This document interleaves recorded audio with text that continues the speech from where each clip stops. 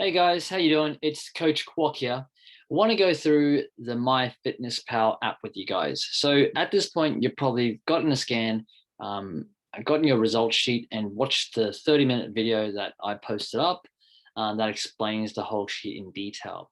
Tells you about your protein levels, your calories, your BMR, the muscle mass, and the body fat you have. Right? It's very important that you watch that video and spend some time working out those calculations because you need that in this when you put your details in the MyFitnessPal. Okay, so let's get straight into it. The first part I want to talk about is a statement. You can't outrun a bad diet. And this is very true. I experienced myself, and this sort of image sort of represents that. There you have Ronald. He's on the treadmill trying to lose weight, trying to run, I don't know, 5-10 kilometers and trying to get his health on track. But it doesn't seem to be working because the type of food he's eating is from his own business, which is straight fast food and not as healthy as he could eat. So he could run and do cardio every single day, but the types of food that he's putting in his body is not going to really get him the results he desires. And I was in this boat. This was my before photo at the start of this year in January 2021. I probably trained 5 times a week, and my sessions were not always intense, but pretty muscular demanding, like a lot of strength work. Wasn't too much cardiovascular work, but I was still training 5 times a week, right? But my body composition didn't really show that I trained at all, really, looking at that photo. But I was training 5 times a week, but I wasn't really mindful about the food I was eating. And that was a big wake-up call for me once I started to understand about nutrition and started tracking all the food. Then my results started to come. So at this point, I was just trying to eat healthy, but occasionally I would go maybe get some takeout or fast food, a bit of Red Rooster, sometimes KFC, right? Because I justified those meals or the way I ate because I trained, right? So I justified it, ate that food, and then I went back on track of trying to eat healthy and so forth. But I didn't really have any understanding of how much calories I was consuming a day, how much protein I required. I didn't know my BMR and all that stuff. And all that stuff was overwhelming for me as well. Even though I've been in the fitness industry for, I don't know, 8 to 10 years, the nutrition side of things, I really didn't understand until I decided that once I got the scan, I researched into, the protein, looked at the information out there and applied some key principles that I'll show you through this video. And 4 months later, I'm at the lowest body fat I've ever been in my 10 years of being in the fitness industry because of the mindfulness around the food, the tracking of the food, and understanding what I am putting into my body. So understand, guys, that you can't outrun a bad diet. Doesn't matter how much you train or how much effort you put in the gym. If you're constantly eating badly, you're not going to get the results that you desire, right? In this case, my body composition wasn't where I wanted to be. Physically, didn't look like I went to gym. My body fat was, at a point where I wasn't happy with. And now, because I've been tracking my food, understanding what I'm putting in my body, I understand what works for me, and I want to share the information with you guys as well. Just another example, right? So let's say we go out to McDonald's, we have a one cheat meal. So 1 burger, some fries, a soft drink, and a sundae. Okay, that's a regular meal that an average person would eat and wouldn't think anything about that. But when you start tracking your food, you start to understand that that whole meal is 1,575 calories. That is a lot of calories. That's like someone's calorie intake for one day in one meal. Okay. And this average person maybe doesn't go to gym often or doesn't go to gym at all. And they're consuming that type of meal and calorie dense food on a daily or weekly basis. And so if you start to train, let's say you train at the gym, but you still eat this type of food, the calorie dense food that is not really going to help you in any sort of way, build lean tissue, lean muscle, and so forth. You're just consuming a whole bunch of calories. You never can, catch up to the calories. You can't really burn 1,575 calories in one workout. If you do on one workout that's intense, for 45 minutes, it's about 450 calories, right? So nowhere near that meal. So you got to probably work out another 3 times or 4 times that day at the same intensity. And we know that's not practical. Okay. That just gives you an understanding of these calorie dense food and the impact it has on our bodies. Another example quickly is like, let's say Friday, Saturday, Sunday, where we we relax a little bit about nutrition and we just start to eat, whatever. We have some social gatherings and so forth, right? These foods start to build up and the calorie count starts to build up as well. So in that 3-day period, you've consumed probably 9,500 calories from Friday to Sunday. Okay. Probably maybe worked out once through that 3 days, maybe twice, maybe 3 times. But even if you work out 3 times, it's still not enough to even come close to 9,500 calories. Now, I'm not saying you can't enjoy your life. I'm just saying let's have some mindfulness around what types of food that you're consuming.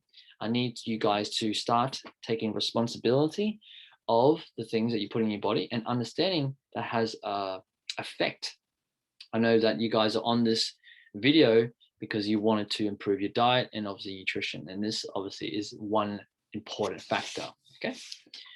So the mindset is important because this is how we think, how we operate and so forth. So I want to start with the mindset first. So we have to accept responsibility for our actions, whether our actions are empowering towards our health and fitness goals or disempowering, where we're making unhealthy choices when it comes to food or not exercising and so forth. Doesn't matter what type of action, we have to take responsibility of that. The next part is you want to be accountable to results. Okay. So accountability is very important because obviously if you're accountable to, let's say, good habits, you're going to get the results that you desire. Okay. And the last piece there is the ownership. You must take ownership of your mistakes, right? Because these mistakes we learn from.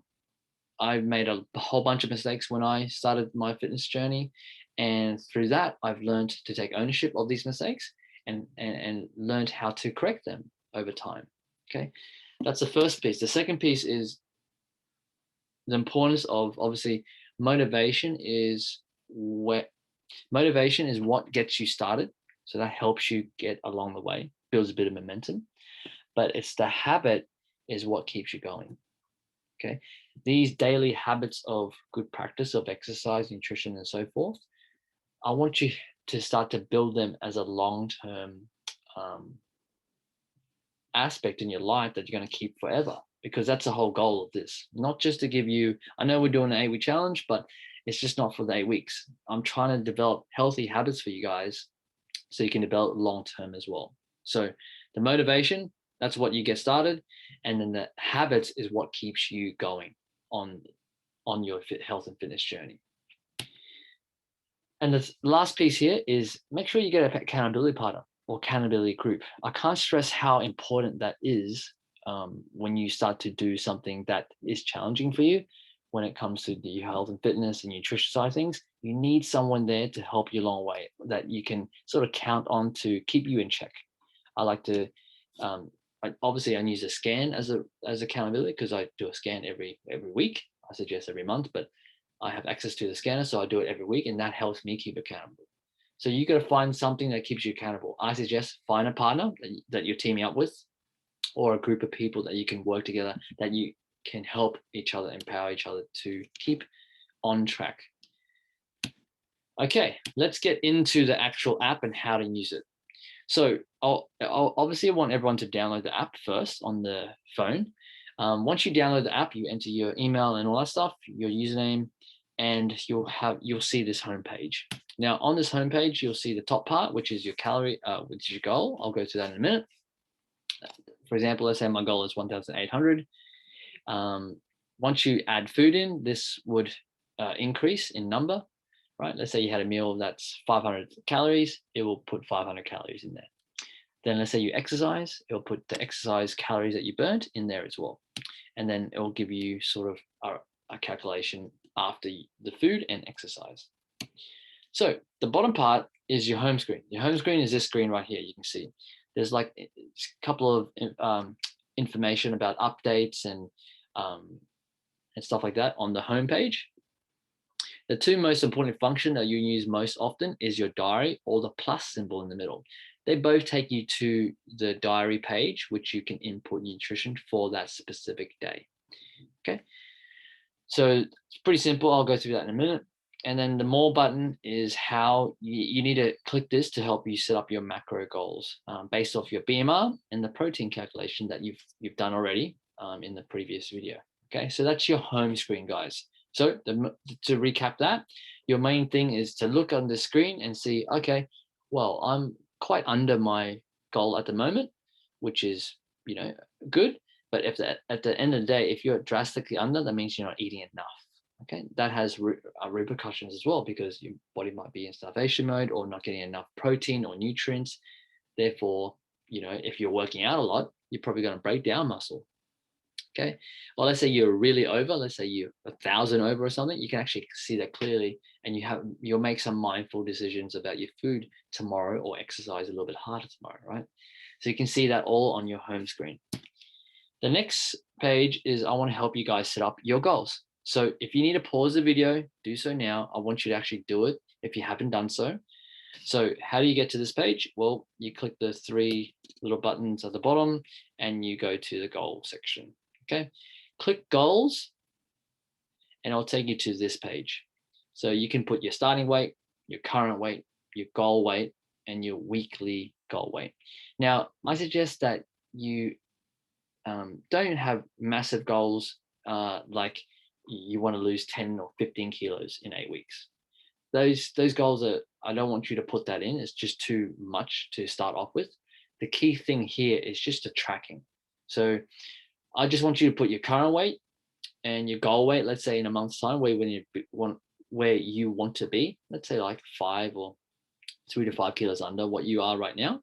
And your weekly goal that you want to lose, maybe, I don't know, 200 grams a week, something really realistic that you can achieve. Okay. And your active level is basically, if you work at an office job, you might write not active at all. And then if you are active, you're, working out or have an active job, right? So you select that as well. So once you do that, then I want you to click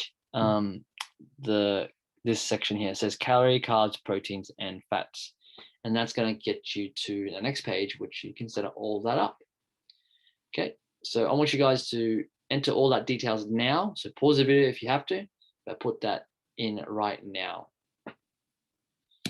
Okay, the next part is if your units of measure are not like in Australian, so this is how you can change it. If it's not in centimeters or mils or liters and so forth, you can change it through here, or grams. So you go to your homepage and you go to settings, right? Okay, you click settings. Once you click settings, it takes you to the next page, and then you click profile. Once you click profile, it will take you to this page, and then you go down to units and put it onto kilos, centimeters, cals, and mils. Okay, so that's how you can change your units into what we use here in Australia. So do that for me, guys. If it's not done, if it's in like American units, just change that for me, because if it's kilocalories, it's hard to understand it. So we'll just put it in calories.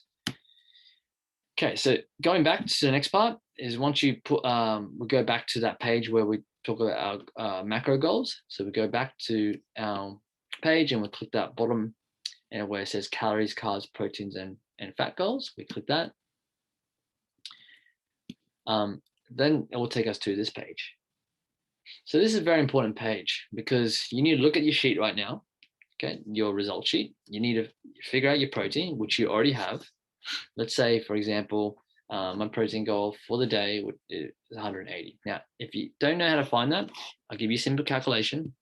So it's your body weight. For example, if I weigh 65 kilos, 65 times 2.2 equals my protein for that day. Okay, I'll say that again. Your body weight, okay, 65.2, 65, let's say my I weigh 65 kilos. I times that by 2.2 equals 143. So that's 143 grams of protein I need a day. Okay, so that's how you calculate your protein for the day. And then also on your sheet, you should know your BMR. So on this sheet, the BMR is 1,586. Okay, so I'll go through the little sort of details here. So to lose body fat, you want to take 250 calories off your BMR and burn 250 calories through exercise. Okay, because that's what we usually should do. But let's say your BMR is quite low. So let's say you have low muscle and your BMR is like 1,200. If we take 1,200 and minus 250 calories off that, we're only left with 950 calories for the day. And as you guys might know, that 950 calories a day is very, very low. You're not going to get the required nutrients in your body. And also, it's not sustainable long term. And when you go out or, for dinner or lunch or, anything like that, that's going to take your calories drastically way over. So what I suggest, if your BMR is quite low, right, and I suggest you eat around your BMR, let's say your BMR is 1,500, eat around that and use exercise to burn 250 to 500 calories. So you're using exercise to burn the calories rather than using nutrition or eating less to eat under the calories. So this way you can have a little bit more calories in your diet, but you're using exercise to burn to create a deficit in your calories. If you create a deficit of about 250 to 500 calories from your BMR, you're going to start to lose the body fat and lose weight. Now, it's very important once you do that, you keep your protein up, right? You don't want to lose muscle because if you lose muscle, then that's not good as well. So you want to keep our protein up as well. So some key tips here. So this is what worked for me. I'm not suggesting everyone do this. I'm not suggesting anything like that. So if you want specific information of how many carbs and all that stuff, protein, fats and all that, it's best to talk to a nutritionist about that. Okay, I'm just suggesting what has worked for me and some other clients as well. So what I did was my BMR was 1,586. If I lower that, it would have been like 1,300, right? That's a little bit too low for me. I'm going to feel a little bit too hungry, or I won't eat enough calories, or won't have enough room to fit my protein in. So what I did was I still ate around 1,500 calories, but I just lowered my carbohydrates to about 100 to 150 grams a day. Okay. And the carbohydrates I consumed was mainly through vegetables. So I sort of cut down, the rice, the pastas, the breads. The bread is the one thing I found that I stored a lot of body fat with. So I sort of minimized and eliminated that from my diet. And I was eating a lot more whole foods. So minimizing processed food, anything that came from like a packet or takeout or fast food or things like that are highly processed, have a lot of sugars and carbohydrates in there. So I ate more whole foods. Another thing I did was obviously the daily habit of exercise, but I made sure I did obviously strength training, but I added a little bit more cardio into my exercise routine as well. No carbs for dinner. I just had protein and veggies, right? So I stopped eating like rice at night and pasta at night or all that stuff. There was no need for that because when you're eating carbs at night, you're about to go to sleep. There's no really benefit of eating carbohydrates at night. You're just going to store that excess energy as body fat. And I made sure my protein requirements was there. Okay, 3 to 5 servings a day based on my protein. So the reason why I give you that general advice is I need you guys to calculate that for yourself, right? So in the calorie section, type in, your BMR. Let's say it's like 1,200. That's too low. So you got to eat around that. I wouldn't minus 250 of that because it's just too low to maintain. So enter your BMR in your calories. Okay, I'll show you the next screen. Oh, sorry. And the last thing is track everything I ate.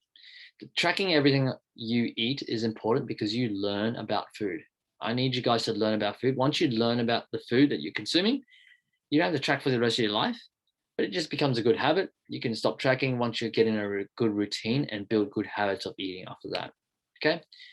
So how do you sort of input this data?